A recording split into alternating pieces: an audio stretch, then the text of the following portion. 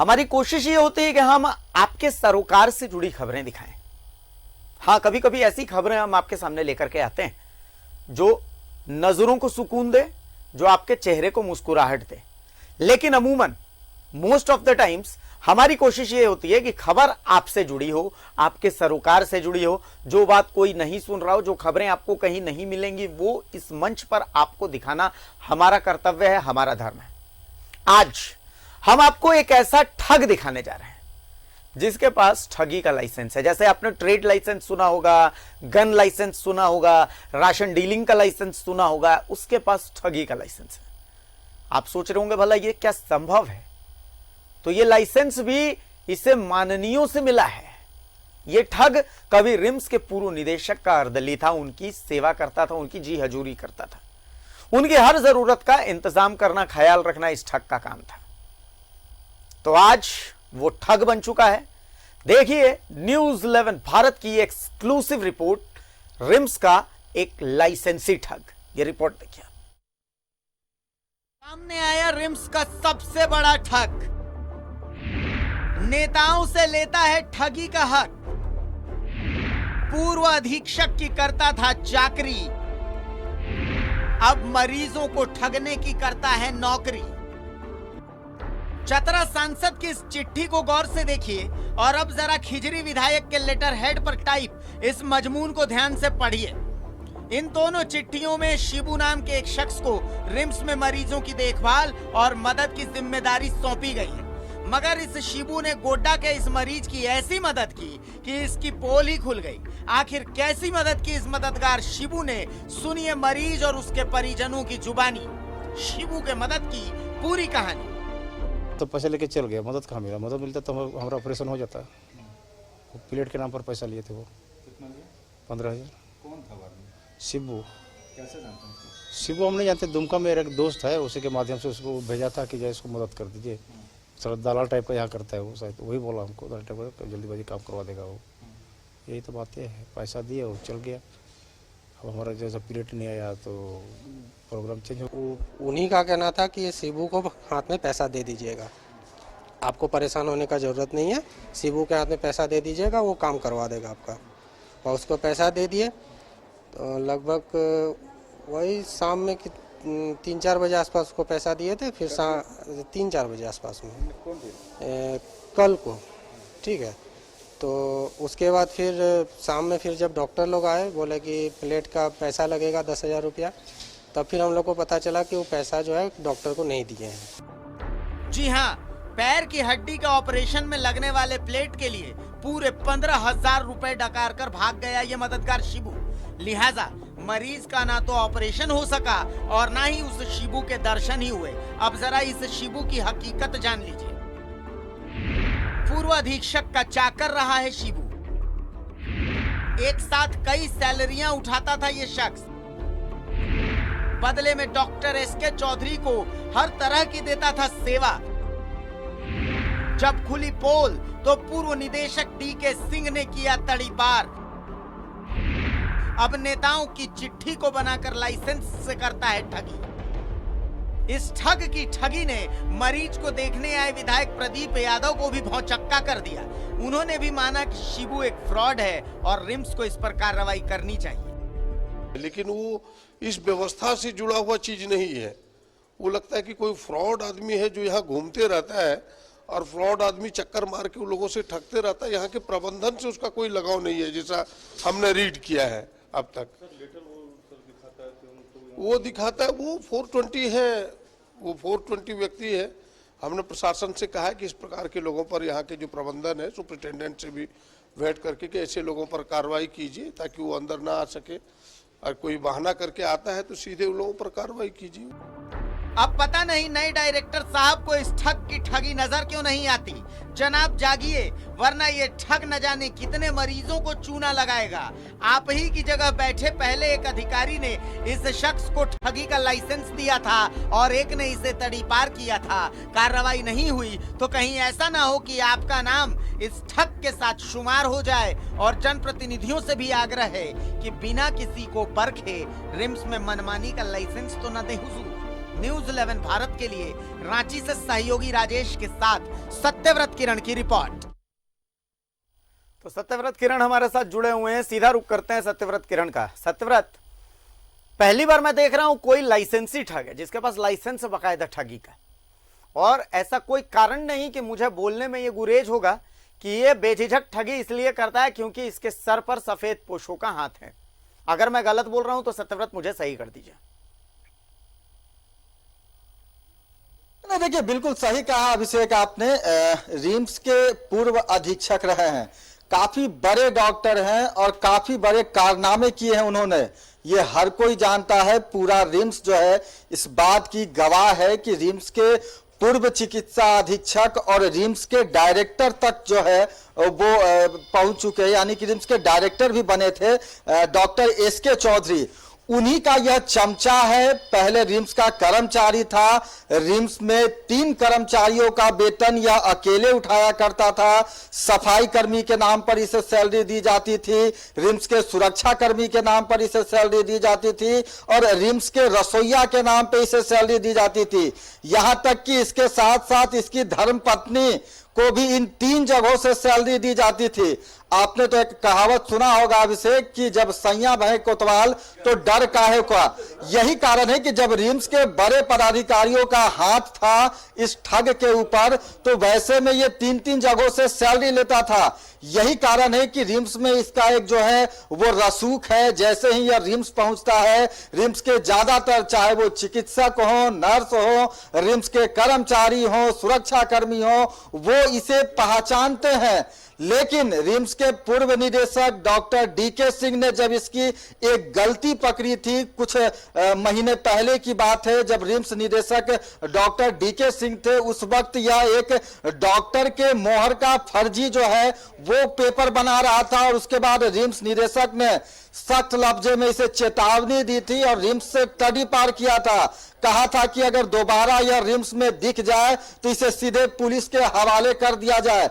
लेकिन जैसे ही रिम्स के पूर्व निदेशक डॉक्टर डीके सिंह जो है वो चले गए, फिलहाल भटिंडा एम्स के वो निदेशक हैं, और उसके बाद इन जैसे कई ऐसे ठग हैं जिनका अब अड्डा बन चुका है रिम्स। और रिम्स में जो भोले भाले सीधे साधे बीमारी से मानसिक रूप से परेशान जो मरीज आते हैं, परिजन आते हैं, उन्हें यह ठग जो है वो अपना शिकार बनाता है। देखिए रिम्स के ऑर्थो विभाग है, डॉक्टर गोविंद गुप्ता है, हड्डी रोग विशेषज्ञ डॉक्टर है, काफी जो है वो अच्छे विशेषज्ञ डॉक्टर माने जाते हैं, व्यवहारिक डॉक्टर हैं। उन्हीं के वार्ड में एक मरीज भर्ती है जो कि गोड्डा का रहने वाला है। उस मरीज से जो है इस ठग जो है जिसका नाम शिबू भट्टाचार्य है, उससे इसका संपर्क हुआ। चिकित्सकों ने, चूंकि जो मरीज है उससे सड़क दुर्घटना में उसका पैर टूट गया है और उसे इंडेंट लगाना है, यानी कि उसे कृत्रिम आर्टिफिशियल हड्डी लगाना है, प्लेट लगाना है। चिकित्सकों ने आज ऑपरेशन का समय दिया था और कहा था कि जो प्लेट लगाया जाना है वो प्लेट लेकर वो आए और आज उसका ऑपरेशन किया जाएगा। लेकिन जब यह शिबू जैसे ठग के चक्कर में पड़े परिजन जो है, उसके बाद उसे 15,000 रुपए भी दे दिया गया ताकि वो जो प्लेट है वो खरीद के लाए और उसका ऑपरेशन हो सके। लेकिन चूंकि वो ठग था, उसे ठगी करना था। अब तक शिबू का फोन जो है वो स्विच ऑफ बताया जा रहा है, परिजन बार बार फोन कर रहे हैं, लेकिन अब तक उसका फोन नहीं लगा। और शायद यही कारण है कि उसका जो ऑपरेशन था, मरीज का जो ऑपरेशन था, वो टल गया। गोड्डा के विधायक हैं, गोड्डा माफ कीजिएगा, पौड़ियाहाट के विधायक हैं प्रदीप यादव, वो पहुंचे थे मिलने के लिए, चूंकि उनके विधान सभा के आसपास के लोग हैं, जानने वाले लोग हैं, और उन्होंने मुलाकात की परिजनों से मुलाकात कर जब वो लौटे तो उन्होंने भी कहा कि वो जो है वो जिस व्यक्ति ने पैसा लिया है वो फ्रॉड है और जरूरत है कि रिम्स प्रबंधन वैसे लोगों पर कार्रवाई करे। लगातार इस तरह के जो ठग हैं वो रिम्स में आर्थिक रूप से परेशान मरीजों को अपना शिकार बनाते हैं। 2 दिनों पहले ही रिम्स के कर्मचारियों ने एक ठग को पकड़ा था अभिषेक। वो ठग रिम्स में निजी अस्पताल मरीजों के ले जाने के नाम पर जो है वो पैसे ठग रहा था। करीब 16,000 रुपए हजारीबाग के एक न्यूरो सर्जरी विभाग में भर्ती मरीज से ठगे गए। 16,000 रुपए कहा गया कि उसका सीटी स्कैन करा दिया जाएगा, उसे ब्लड दिला दिया जाएगा। तो रिम्स के चप्पे चप्पे पे आपको जो दलाल है वो मिलेंगे। लेकिन कई ऐसे दलाल हैं जिन्हें लाइसेंस दे दिया गया है। खिजरी के विधायक हैं राजेश कच्छप, उनके लेटर हेड पे बजावते यह लिखा गया है कि शिबू भट्टाचार्य को रिम्स में नियुक्त किया जाता है ताकि खिजरी से जो मरीज आएंगे रिम्स उनकी मदद यह कर सकेगा। उसी तरह से चतरा के सांसद हैं सुनील सिंह, उनका लेटर हेड है, उनके लेटर हेड पे यह लिखा गया है कि शिबू भट्टाचार्य को रिम्स में नियुक्त किया जाता है प्रतिनिधि के रूप में, सांसद प्रतिनिधि के रूप में, ताकि वो चतरा से आने वाले मरीजों का मदद करे। तो आप समझ सकते हैं कि यह ऐसे ठग हैं जो कि बड़े नेताओं का लाइसेंस लेकर रिम्स के पूर्व अधिकारियों का जो है वो तमगा लेकर जो है रिम्स में ठगी करते हैं।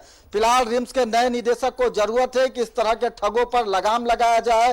कई बार ऐसा होता है कि रिम्स को पता नहीं होता है कि ठग कौन है, किसने मरीज के साथ ठगी की, लेकिन यह पूरी तरह से प्रूफ है कि जो शिबू भट्टाचार्य है, रिम्स का पूर्व कर्मचारी रहा है, उसने ऑर्थो विभाग के एक मरीज से 15,000 रुपए ठगे हैं। और अब रिम्स प्रबंधन को चाहिए कि वैसे ठग जो रिम्स में बिना मतलब के अनावश्यक रूप से घूमते हैं उन पर लगाम लगाए, वरना हर दिन जो आर्थिक रूप से कमजोर मरीज हैं वो इसी तरह से ठगे जाएंगे। अभिषेक, बिल्कुल। और सबसे बड़ी बात है, देखिए कार्रवाई के लिए क्या चाहिए, कार्रवाई के लिए चाहिए उस आदमी की तस्वीर, वो मेरे पीछे देख सकते हैं। कार्रवाई के लिए चाहिए उस ठगी से पीड़ित लोग, वो हम बाइट दिखा रहे हैं उन लोगों की। कार्रवाई के लिए चाहिए कि उस शख्स की पहचान क्या, हम तमाम पहचान भी दिखा दे रहे हैं। रिम्स डायरेक्टर साहब, रिम्स को एम्स आप तब बनाइएगा जब ऐसे लोगों पर कार्रवाई कीजिएगा। मीडिया पर कार्रवाई मत कीजिए, कार्रवाई कीजिए ऐसे ठगों पर। सत्यव्रत, अब तो सब कुछ साफ है, ऐसे लोगों को हम सामने भी लेकर के आ गए हैं।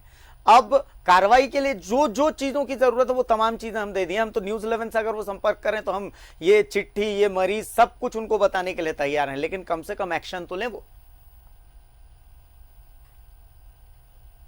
नहीं, देखिए बिल्कुल जरूरी है अभिषेक, अगर जल्द एक्शन नहीं लिया जाएगा तो यही कारण है कि जो दलाल हैं उनका मनोबल बढ़ जाता है, क्योंकि उन्हें लगता है कि रिम्स प्रशासन जो है वो कुछ नहीं कर सकेगा। और वैसे में शिबू जैसे कई ऐसे दलाल हैं जो कि रिम्स के चप्पे चप्पे पे मौजूद हैं, और यही कारण है कि हर दिन जो मरीज हैं वो ठगे जाते हैं। देखिए कई बार मरीज ठगे जाते हैं, इसकी सूचना वहां के गार्ड को मिलती है, स्थानीय बरियातू थाने को मिलती है और उन की जानकारी मिल पाती है, लेकिन कई ऐसे ठग हैं जो कि मरीजों को ठग कर चले जाते हैं। और वैसे में खासकर जो दूर दराज क्षेत्रों से मरीज आते हैं उन्हें लगता है कि महज 10,000 15,000 रुपए के लिए कौन इतना परेशान होगा, मरीज का इलाज कराने आए हैं, ज्यादा अच्छा होगा कि इलाज करें और अपने गांव चले जाएं।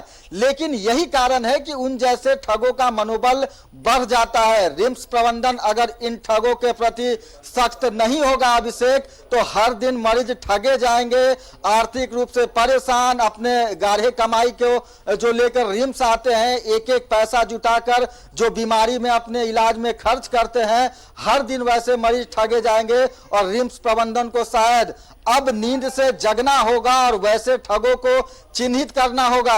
ऐसा नहीं है कि रिम्स के पदाधिकारियों को इस बात की सूचना नहीं है, हर पदाधिकारी जानता है, रिम्स का एक एक सुरक्षा कर्मी जानता है कि कौन ब्लड बैंक का दलाल है, कौन जांच घर का दलाल है, कौन मरीजों से दवाइयां दिलाने के नाम पर ठगी करता है। लेकिन हर बार जो प्रबंधन है वो सबूत और जो है वो गवाह मांगता है। न्यूज़ 11 ने सबूत दिया है और खुद रिम्स प्रबंधन चाहे तो रिम्स के ऑर्थो विभाग में जाकर डॉक्टर गोविंद गुप्ता के यूनिट में जो गोड्डा के रहने वाले मरीज हैं, महावीर नाम बताया जा रहा है, उनसे जाकर जानकारी ले सकते हैं। यहां तक कि आज जब पौरैया हाट के विधायक प्रदीप यादव अपने परिजन से मिलने पहुंचे थे, मरीज से मिलने पहुंचे थे, तो उन्होंने खुद रिम्स के वर्तमान चिकित्सा अधीक्षक डॉक्टर विवेक कश्यप को इन सभी बातों की जानकारी दी है।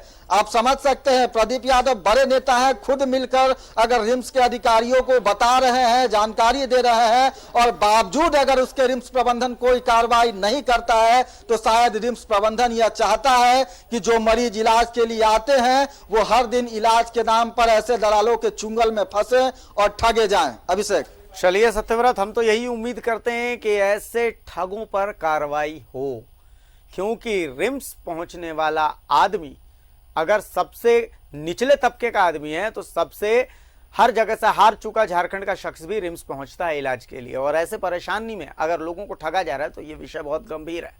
रिम्स निदेशक साहब कार्रवाई कीजिए, तभी रिम्स एम्स बनेगा। कम से कम रिम्स को रिम्स भी रहने देंगे तो ये बहुत बड़ी बात हो जाएगी। एक छोटे से ब्रेक के लिए रुकेंगे, ब्रेक के बाद जब वापस आएंगे तो एक बहुत महत्वपूर्ण खबर आपसे जुड़ी उठाएंगे और चर्चा भी करेंगे। एक छोटा सा ब्रेक लेते हैं।